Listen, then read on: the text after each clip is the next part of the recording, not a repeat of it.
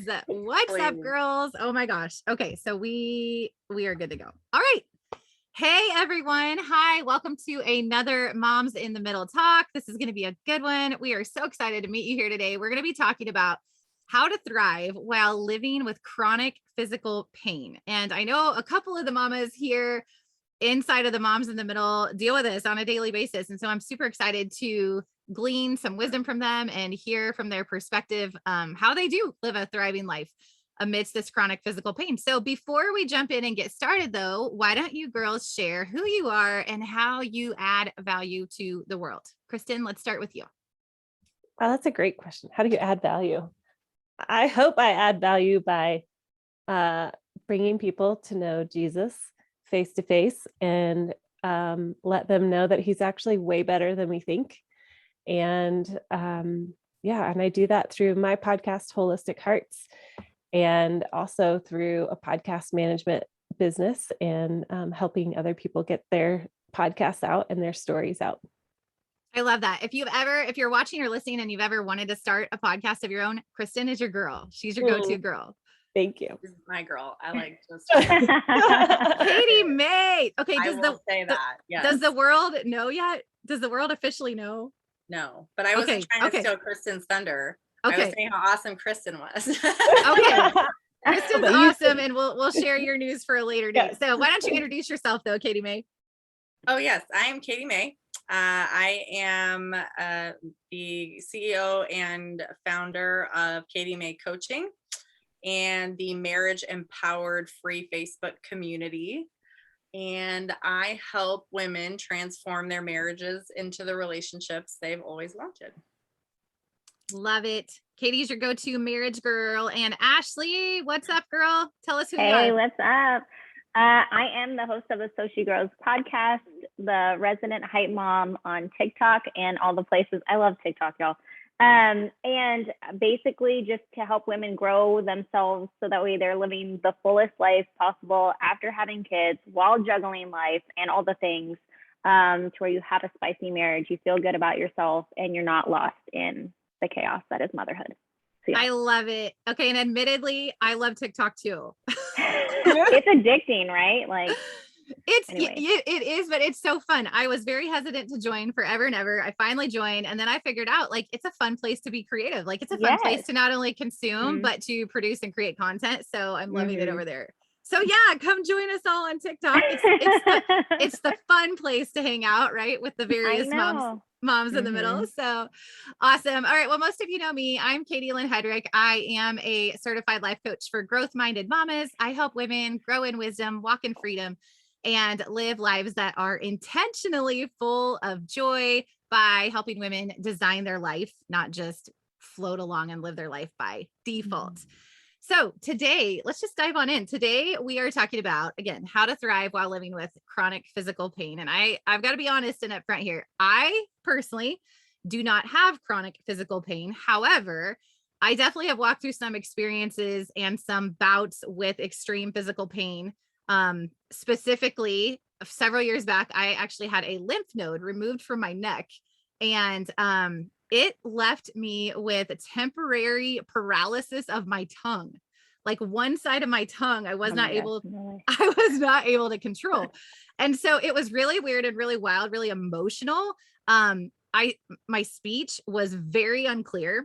And no one knew if the nerves would ever be restored, if I would ever speak clearly again. Eating was really hard and really weird because my tongue was only working on half on one side. So it was just a really like wild time, very emotionally trying and very physically painful. It was kind of wild how the story turned out. I actually went live on Facebook and I had no idea what was to come, but I declared healing. I'm like, I'm going to be completely physically healed in Jesus' name. And I put it out on Facebook. And very shortly after, just days after, I started feeling tingles in my tongue. And within weeks, it was completely restored. So the thing was, I knew that one day somehow, whether it was here on earth or in heaven, I knew that I was going to be physically healed. And so I decided just to put it out there. I'm going to be healed because I knew one way or another I was going to be healed. And the Lord chose to heal me this side of heaven. And I'm very, very grateful for that. He's also shown me over and over and over again that our physical bodies are just shells. And I keep telling myself that as family members walk through things, as my kids walk through things with our body, as we walk through the aging process, the gray hairs and our, our sight getting less what it used to be. Like, I'm majorly dealing with that right now. I'm like, our bodies, our scars, our bruises, our stretch marks, our bodies are just a shell. And what really, really matters is our heart, our spirit, right? And where we're at with the Lord. And so I'm constantly reminding myself of that. But that being said, it's not always a lot of fun to live with physical pain, especially I can only imagine if you're dealing with chronic physical pain. So I actually want to turn it over to you girls to kind of share your stories, your backstory, what type of physical pain that you have dealt with, or what chronic physical pain you're currently living with. Just whoever wants to jump on in and kind of share where you're at with that. It's always like, who wants to go first? I just want to say, I think the main point of this whole conversation is that you're not alone. Yeah. Whether it's pain, whether it's something else health-wise, whether it's a chronic issue that you deal with, everybody is walking through something that is requiring us to lean in and really dig deep.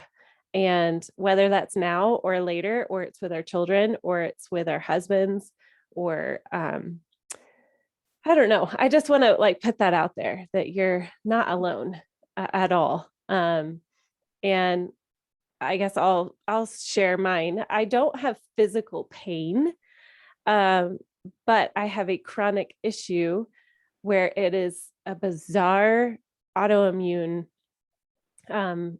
issue that comes every cycle a week before my period starts. It's going to get real, ladies. A week before my period starts. Always. TMI here, right? We're about to bring it. Oh, it's the good stuff. Let's go there. It is the good stuff. So, so I get a rash on my feet every month it's about 7 days. And it prevents me from sleeping. It feels like ants are crawling underneath my feet. Like the itchiness it literally makes me insane. And like my kids will catch me like itching my feet and they'll be like, "Mom, gross." And I'm like, I can't help it. It's just so bad. And it's worse at night. So then there's like lack of sleep and just feeling frustrated. And many, many, many doctors and naturopaths and functional medicine and holistic approach and all of those things for 10 years. So it started when I was pregnant with my twins, which is, well, actually it was 11 years ago. And so it has been nonstop every cycle. So that has been my journey of chronic issue or opportunity to lean in and ask like, if this never changes, how do I sit with that? How do I continue? And how do I not get frustrated? How do I handle the prayers that everybody has prayed over me and it hasn't healed this side of heaven, and deal with that disappointment? All of those questions. But I feel like more than anything else, it's really made me see that I am a very strong person, and there are places in me that I have to surrender and be like, I cannot do it all because I am struggling. So that's my story so far. I think you hit the nail on the head, Kristen, just knowing that we're not alone. That's everything. And I think that's the most awesome thing that Moms in the Middle brings to the table, is that we bring and show our real life struggles. It's relatable and people need to hear that. And it's like this giant, like virtual group hug, just to know that they're not alone, that you're not alone. I'm not alone. We're not alone. And you listening, watching, tuning in, you are not alone. Yeah, absolutely. I think too, to also just put on top of that is that no matter your pain is not too small, right? Like the comparison factor if it is actually impacting your life, it doesn't mean that like you shouldn't take active like action to try to repair or seek help for that pain, that's impacting your life, right? Just because somebody else's pain is bigger.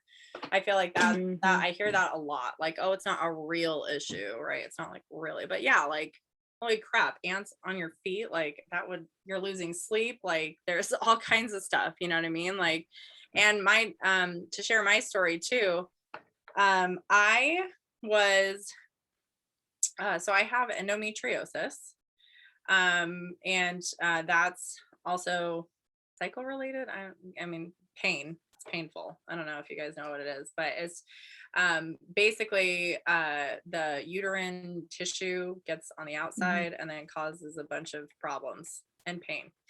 So they had to go in like laparoscopically and remove the scar tissue and stuff like that. That's actually funny how part of our journey of getting pregnant, but so I've experienced a lot of pain to the point of like monthly, like we're talking period cramps to me, like vomiting, passing out from the pain, like just Advil all day long. I have celiacs, so autoimmune, and I was like, Kristen, you do too, right? Yeah, I was like, also Kristen. So that weighs heavily on my energy if I'm not taking care of myself, eating right, and mood, very much mood. Oh, you guys notice I itch my head a lot if you watch any of the recordings. I have a roaring case of psoriasis on the back of my neck, also celiac related, like it's all the skin stuff. So I mean, that's the list. I was diagnosed when my husband and I were married. I was having extreme pain. Felt like I had like the UTI from hell, and no one could figure out why.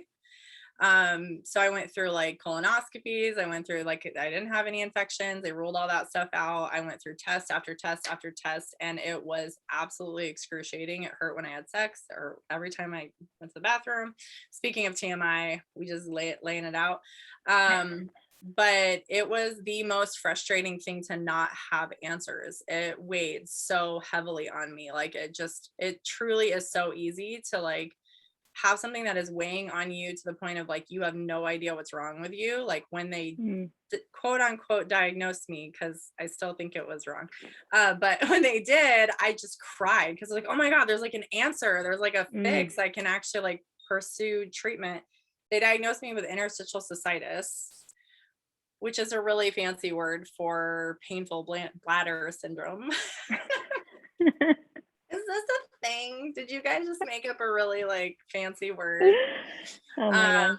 And the thing like that also, I'm retrospectively so incredibly happy that I had to go through that, because it forced me to educate myself so much about our medical system and community. And they gave me some pills and it worked for a very short amount of time. I was told I couldn't drink coffee, I couldn't drink alcohol, I couldn't have any spices, like basically just eat the most bland crap the rest of my life. And then with these pills, they would help. And every now and then it did. I was told I'd be at high risk pregnancy, like all of this stuff. And then I finally said, to heck with this, I'm going to try to find my own method, because they clearly don't know any, like they gave me these pills and I was like, why does this work? Well, we really don't know. We just know that they do. And I was like, cool. So you really like, you've said names, you've given me a pill, and now like, so really none of this makes any sense to me. And I just dove down my own rabbit hole of research, and I started like plotting like all these people who said they were diagnosed with this and then were quote unquote cured. And I mapped it all back to like an antifungal. And so I went on like, I went on, and of course my doctor said this was ridiculous, but I went on the Candidus diet and I flushed and cleansed my system, and I had been totally symptom free for like over 5 years. Wow. Oh my gosh. That's wild. Yeah. But to be in that pain, not knowing what's going on, not knowing if you're ever gonna like, I mean, to not enjoy sex with my husband because I was in that much pain, like that sucked, like very much so. So yes. I feel like there's several phases of like this chronic pain issue. It's like the beginning of is like you're searching tirelessly, and that takes so much energy, and you feel so isolated. You feel exhausted, especially like for many of you guys, like you guys and then me, myself, it seems like we all went to several different places, several different doctors, probably carting kids. I remember like crying because I was going to a different doctor yet again for them to make me feel like I was losing my mind and with no solution. And it's hard, right? Like you have little kids and they're tired, they're cranky, and you're in the waiting room and you're trying to get from here to there. And then there's the other phase of like, you know, that daily, like that thing that you're dealing with daily that's preventing you from living a normal lifestyle day to day. And no matter, like you guys said, how big or small, if it's impacting your day in some way, like it's like something chiseling on you every single day, like breaking you down. And I think that's like the biggest thing that I want people to walk away with when they listen to this is like, it's more than just physical, because the physical impacts the mental, because it's wearing down on you every day. And I think that was my biggest struggle, was where was I trying to look for mental strength, and how was I going to continue, and where was I going to continue leaning? And like, it can take you down a dark path if you're not finding the right places to look and find that solace and that help and that foundation. Because otherwise, like, man, I mean, even if it's not chronic pain, like even when you pull a muscle and you're like leg, you can't walk on it, right? Like you don't realize how huge your body has a daily impact on. And then when it's out, when it's not working right, you're like, oh my gosh, like, you know, what was I thinking? I wish I took care of my body better. It's in the way, and you're frustrated, and it's very emotional, very mental. And so, yeah, like, I don't know how to get through it other than like a strong, firm foundation and turning to God and being like, okay, God, like, because otherwise, like, you're just like, you don't have anything to hang on to, really. Like, and I think that's the worst part of it all. You brought up such a great point, Ashley. And actually, let's go there next. Let's talk about mindset and how important our mindset is in this journey, and also how faith can play a role in helping us thrive. Yeah, I just to piggyback off of my experience, and to Ashley's point too, was like, it is so much more than just this one pain.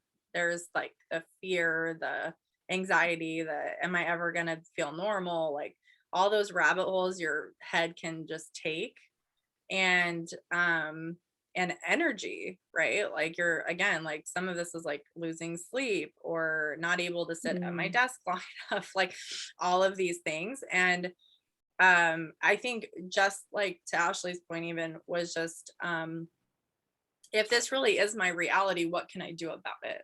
Right? Like any circumstance, like if this really is what I am facing and what I'm dealing with, like I had my pity party moments where I was like, you know, feeling really sorry for myself and being like, this sucks. I can't have the food I want. I can't drink coffee. Like, are you kidding me? Right? Like, boo hoo. And then, and I honestly, I think like sometimes you got to have that, right? Like, and just be real with yourself, but like, don't live there. Like for me, it was just like, okay, but how can I actually, like, what do I still have? Right? Like my gratitude practice is my life. So it's like, I have to focus on, hey, I got to stand up and walk today and go and still be able to survive and still be able to take care of my kids today. Like really paying attention to what I did have, right? Instead of focusing on what I did not, or focusing on what I was losing out as a result of. Because yeah, did that suck? Yes, that's true, right? It's not like toxic positivity, but like anything, we can always choose our response and we can always choose our focus. And if I was constantly focused on the negative and the pain, it really wasn't serving me anyways. It wasn't making the pain go away. It wasn't making me any better. So then how can I still like focus on what I do have and the blessings that I do have that God has given me? And then also look for like, what is he teaching me in this? Like making purpose from the pain was definitely helpful too. So good, girl. Preach. For real. I think for real. I think for me, it's like, you know, finding that confidence, because when you're going through these things, you feel like you're not being heard. You feel like you're making stuff up a lot of the times. For most people dealing with chronic illness, it's like a series, like a long journey. And, you know, you start to think that it's you and nobody's listening to you, or that maybe you're wrong.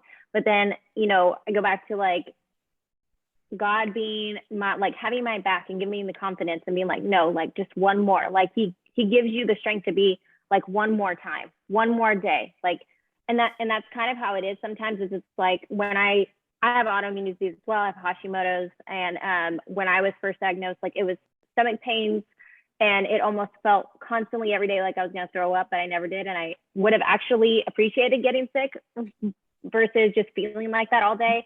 And then I also had a leaky brain, which kind of gives you that fog brain. Like you're not clear, your thoughts aren't clear, and you can't, it's like all jumbled and you can just feel it. And it's a really weird feeling, but like, so it's that day to be like, you know, just one more day. And that's how it is when you wake up. Sometimes you're like, okay, like I just got to get through this day. And then you wake up again, you're like, I just got to get through this day. And also knowing that like, he's like, I gave you this intuition for a reason. Like, keep pushing forward. Like, you will find refuge in me. You will find me there to have your back. Like, just keep going. And then like, and, you know, and trust that instinct. Cause I feel like instinct for me was huge. And like, just his nudging me of like, you got to get up, girl. Like, you got to keep going. And I see you. And it's like, feel this way, but let's keep going. Like, feel, you know, cry, but like, let's keep going. And I've got you kind of, you know, like mentality. But yeah, like, I mean, honestly, it's one of those things where it's just like, if you're going through it, sister, right now, like, just one more, like, let's try one more time. Like, and that's all you have to keep hearing yourself saying, or God, and turning to him and him being like, just try one more time. Because when it is weighing on you every day, it is hard to get up. It is hard to function and take care of kiddos, and you're tired and you feel like the worst mom. But then you just got to turn to his truths of like, but what are you really like? And how are you showing them how strong you are by showing up the best you can, even with all this going on? Like, it's not for naught, right? Like, it's all a part of his purpose. And so, man, there are days where you're just going to forget about that. And you're going to be like, whatever, Lord, like, this sucks. And that's fine. And I think, like Katie was saying, as long as you don't stay there, like, you just got to get up and be like, okay, one more day. I like that. I will say too, one of the biggest lessons I learned from this journey of the rash and the and having celiac as well is I used to be a push it, like just fake it till you make it person. Mm-hmm. And I would say within the last 5 years, that could not work anymore. Because when I pushed it, when I haven't had sleep or for like 3 nights in a row, it was like maybe a couple of hours combined. And I was like, I gotta do this. I am the best mom ever. I'm like, I gotta pump myself up. I'm so miserable. Like, I was not being authentic with myself at all. And it really took mindset and coaching and a health coach to be like, what are you doing? You are not being kind to yourself. Like, you think that you need to go serve at your kid's school in the afternoon when in reality, you need to go to sleep. Like, go take the freaking nap. And like Ashley posted this on TikTok the other day. It was like, go take the nap. And I love that because I really had to, my internal voice was very like, we are hardcore.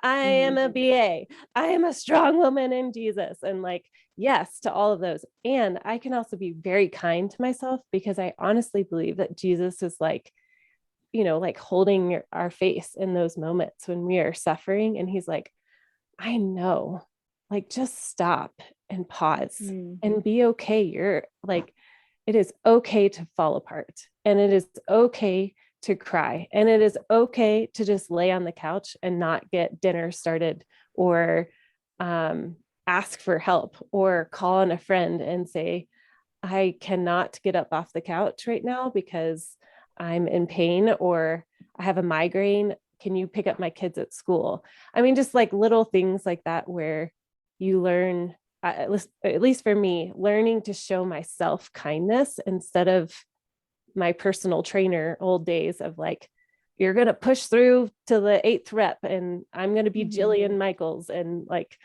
really mean. But that just was no longer serving me. That drill sergeant, pull yourself by the bootstrap.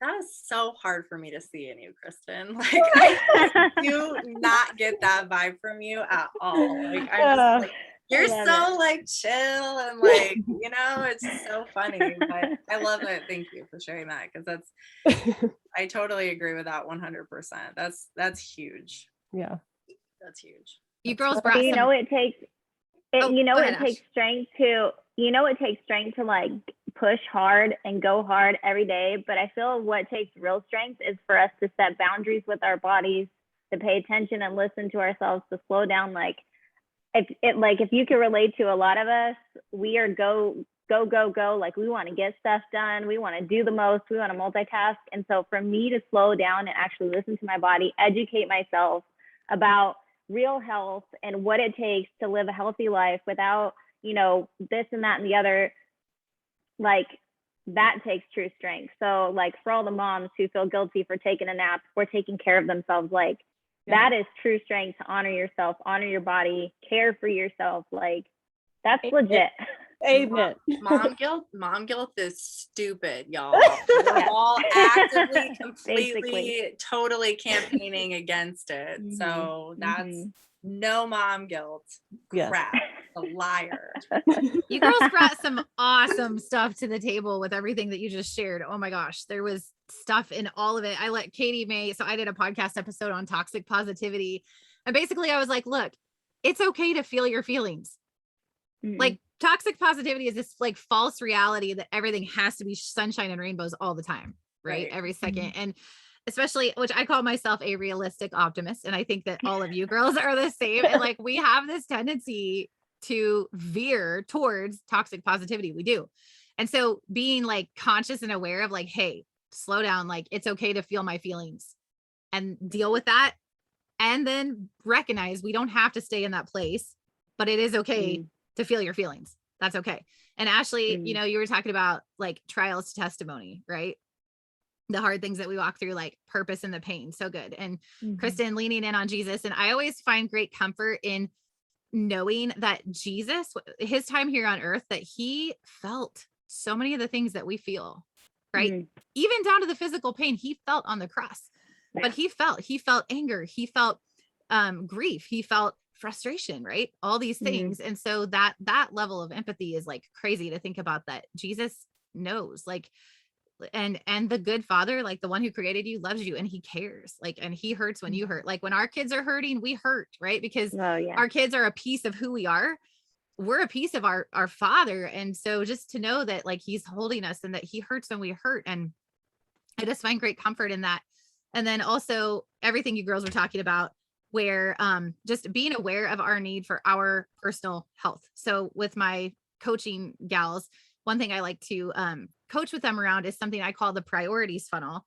And so the short version is, it's like God is first, like knowing, fearing, revering, honoring him, pointing others towards him, growing in relationship with him. The very second thing is personal health. It's your mental, physical, spiritual, emotional health. Because if mama goes down, girl, I mean, the whole ship going down. It is the whole thing is going down and going down quick, right? So just being aware that, hey, yes, I'm not all about this buzzword self-care where you abandon your kids and you go take a 5-hour bubble bath and drink wine. Like I'm not about that, but I am about the awareness and like knowing, like, hey, if I don't get a 30-minute nap in, or like I don't take a 10-minute walk, like I'm going down and like the whole ship's gonna sink, right? So I think having that awareness of what you need and what your body needs to stay functioning, right? To be able to be and experience and serve in the way that God has called you to serve your family, your mission field, in all the places, right? Mhm. Well, and Yeah. to your point, you won't need that 5-hour break if you are properly taking care of yourself on a regular basis. Amen. Secondly, I don't shame anyone for taking a 5-hour break. No. Whatever fills your cup is what you gotta do. Like, rollerblade, yes, graffiti on some, I love rollerblade. I don't know, Graffiti. canvases. Like, I don't know where that came from, honestly. But like, you know, but it's regular care. Yeah. Like, I think we believe this narrative that self-care has to look like going to get your nails done, going to get a massage, you know, taking a nap. And like, when you're going through something, especially like, I mean, in general, long-term burnout for moms is real. Like, if it's chronic pain that you're dealing with, like, you can't, I just talked about this, where you can't expect like just to spray a little self-care. Like, you have a Mr. Body, like, take a nap. Oh, I should feel great now, right? Like, no, like, you've been burnt out for so long. You've been trying like yourself for so long. It's a journey to get back to a place where you feel like, okay, and it's continuous. Like, you don't just like water a plant and be like, all right, good luck. Like, hope you're good. Hope you're never thirsty again. Like, no, you have to continuously take care of it. It's the same with us. Like, we can't just be like, oh, I went and got my nails done last month. Why do I feel like crap right now? Yeah. All set. Right. Like, I hate getting my nails done. I hate sitting down. I hate being inside. And I used to do that because I thought that that's like what people did when they like, you know, my husband was like, I got the kids, go do something nice for yourself. And so I'm like, oh, okay, I guess I'll go get my nails done. I hated it, y'all. So I would come back from that feeling even more drained. And like, what did I just do for the past 3 hours? Like, all the things that I hate. And so now it's like, no, like, do what you need to do that actually is going to bring yourself joy, give yourself energy, fill you up.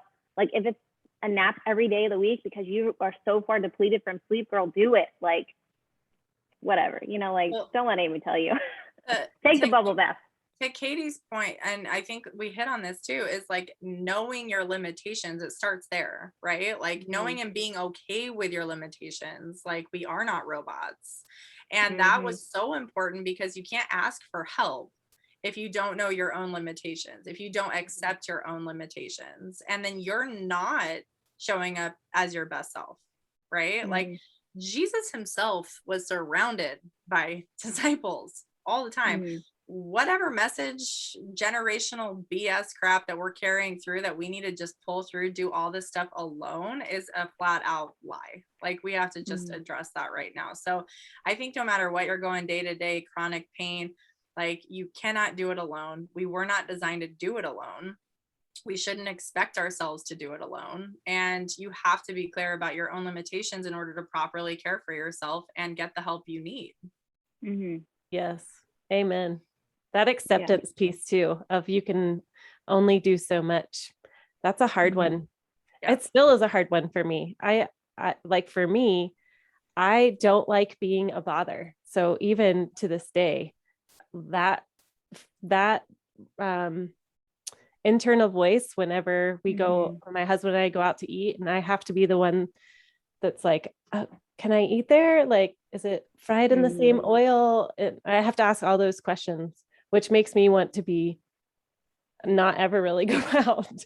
But learning to use my voice and accept that it's actually a loving thing for me to do, to take those precautions and to stand up for myself, or say, oh, I can't, I can't, but I choose not to do that because it's not the best for my body. And that's a whole nother rabbit trail of acceptance and all that.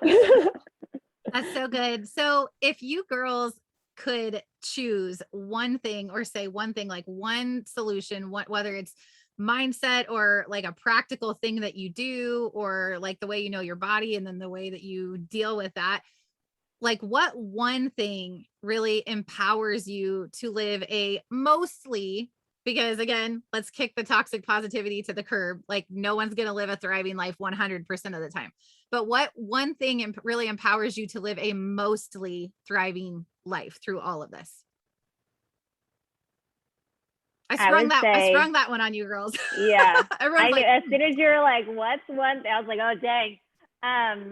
I would say, like, nobody knows your body better than you. So if you feel like you have something wrong going on, and you feel like when you're seeking professionals, just because they're professionals, it's not their body. You know your body better than anyone else. And so if you're continuously feeling like something is not right, then you need to keep seeking somebody who will hear you, because I think that it is so easy to get discouraged and to feel like, well, they know more, so I should trust them. But you were given an intuition, you were given this feeling for a reason. So don't give up, keep seeking it out, and take those warning signs, those signals seriously, because your body is super important to take care of. And like, just like if you pull the muscle, how impactful that impacts your daily life, like these things compound on each other when we ignore the warning signs that our body is giving us, and it only gets worse. So keep on keeping on, and trust your gut, trust your instinct. You know better, your body better than anybody else, and somebody will hear you. You just have to find the right person. I'll piggyback off of that, because I was going to say, learn to listen to your body. And you had already mentioned that, Ashley, of just tuning into your intuition and learning to read cues. Like, do I feel sluggish after I eat this? And stop ignoring all of the signs that your body is giving you. If you keep drinking that Diet Coke and you're like, I don't know why I have no energy at 5 o'clock in the afternoon, but I'll just drink but this is normal. I'll just drink it out. It's just a continual like smushing down your body's messages to you. So as to answer that question of how do you live a thriving life, when I stop listening to what my body is trying to communicate, it will get louder and louder until it makes me stop. And that's when I get sick. That's when more things pop up that I'm like, what the heck is that? And so that to me is the key to thriving, is really honoring that the Lord gave us our bodies. It is our temple. It is an avenue that we can lean in and really learn more about ourselves and who He is. And when we ignore the messages, then it's just snuffing that out and getting rid of an opportunity to grow, and be kind. That's mine. What they said they're all really good. And a huge mindset flip for me was, instead of, oh, I'm really busy, so I don't have time for me or my care, it was, oh, I'm really busy, so I have to make time for my self-care and myself, right? Because like to Ashley's point, it's not, my self-care is time with the Lord, because I have to set that intention and cling to Him every single day. So that has to happen, especially on busy, stressful times. Not, oh, He takes the back seat, right? Like He's gonna be why I get through those days in a good way, right? It is physical movement, because if I'm not taking care of my body, if I'm not doing the right things, if I'm not exercising, if I'm not eating right, those are all essential, especially during those busy, stressful times, right? So that was a huge mindset flip. Is it's not a, oh, we'll see, we'll take care of everyone else, and then I'll see if I can fit in that stuff that I need. And it's like that has to be a flip for everyone, because you just can't. You're asking yourself to do something that's not human and show up as your best version of yourself, but you're neglecting yourself. It's just never going to work. So good. Yeah. Did you want to add something? I was just going to say, and that stuff I work with my clients one-on-one on, because it's like, I'll work with them on their nutrition and their health. And they're like, what does this have to do with my marriage? I'm like, how are you showing up to your husband all pissy and resentful because you're stressed and unhappy, right? Like all of this stuff is so interconnected. Yeah, absolutely. I do that with my clients too. Like, I mean, my focus is spirit empowered coaching, and same thing is, what does health have to do with that? Everything. It is all connected. Yes. So amen to that. Yeah, it's definitely a foundational piece. Priorities and choices. You're exactly right, Katie May. We had something come up within our family that we're going to be gone next week, and we're going to be gone for a full week. And, so I'm like rearranging the schedule, and we're making it work. Something came up. I just figured out how to take an entire week off from all of our other things to make space for this week of time that we need to be available for this other thing. So, it's like, I was kind of amazed. I was like, wow, like when it's a priority and we make the choices around that, like we can find the time if it's truly a priority, if it's truly something that's important to us, that really needs to happen in our life, we'll find the time, we'll make the time. Right. Yeah. Absolutely. Girls, as always, as usual, this has been such an awesome and insightful conversation. I want to close this out today with a piece of scripture from 2 Corinthians 12, verses 9 and 10. But he said to me, my grace is sufficient for you, for my power is made perfect in weakness. Therefore, I will boast all the more gladly about my weaknesses, so that Christ's power may rest on me. That is why, for Christ's sake, I delight in weaknesses, in insults, in hardships, in persecutions, in difficulties. For when I am weak, then I am strong. So good. Everybody, thank you so much for joining us for another Moms in the Middle talk. And we cannot wait to see you on the next one. Thanks, guys.